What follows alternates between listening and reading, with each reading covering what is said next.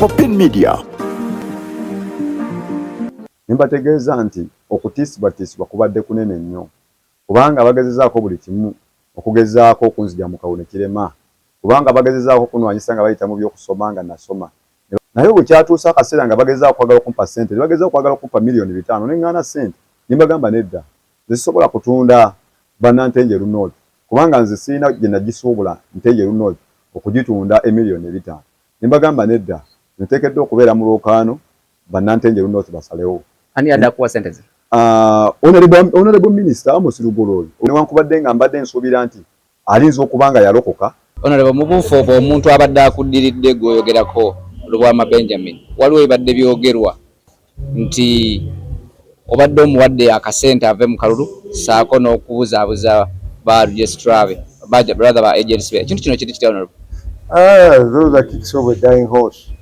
Omanyi ekisolo bwe kiba kifa kirina tteekezo ze kisamba kakati oyo mugulirirako ki kakati bwe simuguliridde afunye bumeka mba munoonyako ki namulese ajje mu lwesi nali badde actually mpita wano post naye ye ndowooza ye ebintu yabiraba bulala ndowooza waliwo n'abamuteekawo yesimbewo kubanga n'enkampeni nga yabadde kampeni nga yakuvuma buvumi talina kyalaga abantu kyayinza kukolawo era ndowooza bannakayunga ne bagaa nti ono tasaanidde kale ebyo asabadde alina okubyogera nga bw'ayagala naye kati sibadde kyemugulako kyonna tabadde kwegamba he was no match for me lightweight abadde muwebufu nnyo nga sirina competition yonna na muntu afaanana bw'ati.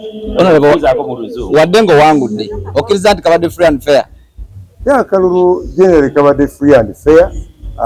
Akalulu kano kwali kuteesa kulungi nnyo ak'okubeera mu mugongo bakuwangula olaba n'okkiriza n'osayininga ne declaration kwegamba tekalina tabu yonna era kaggwa mangu nnyo kwegamba tobeerawo na bujulizi buli awo tibakubbye kubanga ebintu byonna mubeera munyiriri ne babala 1 2 3 n'abajulizi bo nga bali awo kutwalira wamu akalulu kano temubadde ekintu kyonna nze kyendabye kabadde free and fair nti nsobodde okuwangula akalulu kano kumpi n'ebitundu 98 ku 98%.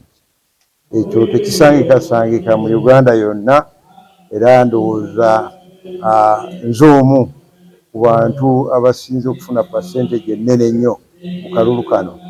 Eyo nno vote of confidence okunteekamu obwesigwa obw'enjawulo bannantenjeru North nga balaga okusiima emirimu gye mbakolera kinzizaamu nnyo amaanyi n'okwongera okubakolera n'amaanyi ag'enjawulo ate ne mu kisanja ekijja singa nnaabanga mpise mu kalulu akasembayo kensuubira nti nno tebayinza kuva ku 98% ate ne bansuula. N'olwekyo mbasaba busabi bongere okunyweza kino kye bakoze ne mu kalulu kali akagenda okuddako mu January 2026 tusobole okwongera okubaweereza Lubwama Benjamin scored 472 votes, making a percentage of 2.4%.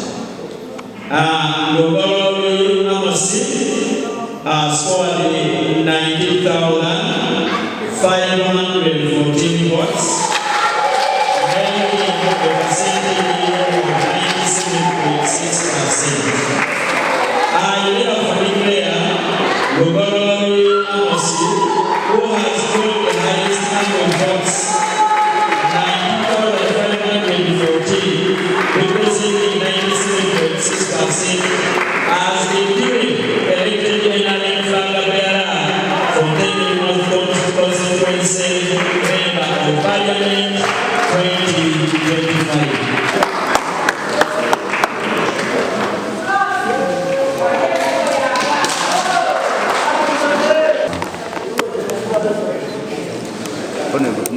Honorable